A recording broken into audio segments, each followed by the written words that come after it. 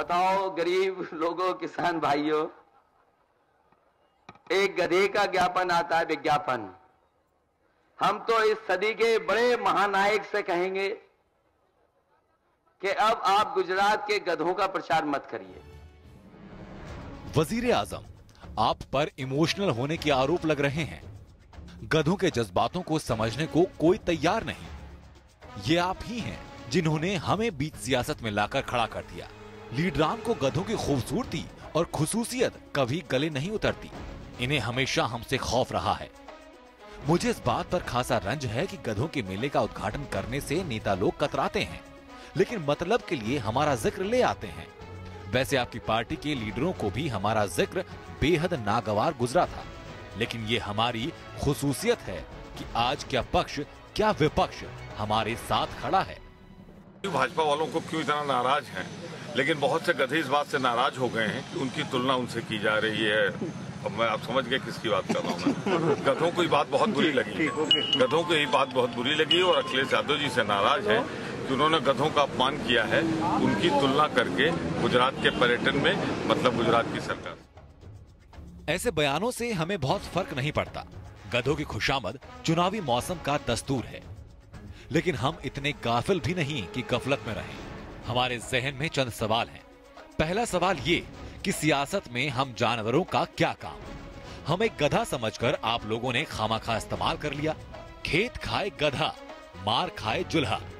चाहे कोई भी चुनाव जीते, मार हमें ही खानी है। फिर भी हम कभी बदजुबानी नहीं करते। तकलीफ इस बात की है कि कुत्ते को भी आपने नहीं बख्शा। आप जानवरों में भेदभाव ना कीजिए। भरी संसद में कहा कि हम कुत्तों की परंपरा से नहीं आते। सीएम और फिर पीएम बनने के बाद आप बेहतर समझ गए हैं कि कुत्ते की तारीफ उसकी वफादारी में है, तो हमारी पहचान मेहनत से है।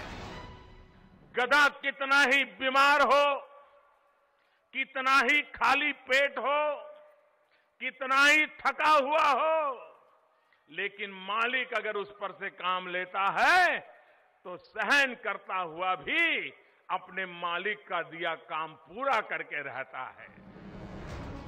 वजीर आजम, मशहूर कलमकार किशन चंदर के बाद आप ही पहले शख्स हैं जिसकी वजह से गधों की शान पर सियासतदान कसीदे पढ़ रहे हैं, जबकि दरअसल सोच ये है कि हम गधे की तरह मेहनत करते हैं, फिर भी हमारी मेहनत को गधे की तरह की मेहनत कहा जाता है, यानी अकल लगाए बगैर की गई मेहनत। नोटबंदी के बारे में भी लोग ऐसा कहने से बाज नहीं आते। हालात ये हैं कि नोटबंदी को आपसे हमसे प्रेरणा लेने वाले बयान से जोड़कर सियासत की जा रही है। वो मुझसे जितना काम लेते हैं मैं करता हूं, बिना छुट्टी लिए करता हूं।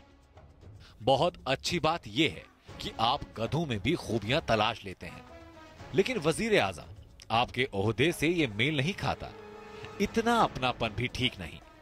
तहजीब व अदब से आपका कद ऊंचा ही होगा। सियासत में अदावत नहीं होती। अदावत हो भी तो ओहदे की एक नफासत होती है। फिर भी आप इतने दानिशमंद हैं कि हमारे जज्बातों को या तो आप समझ सके हैं या फिर। अंशुमन त्रिपाठी, एपीएन।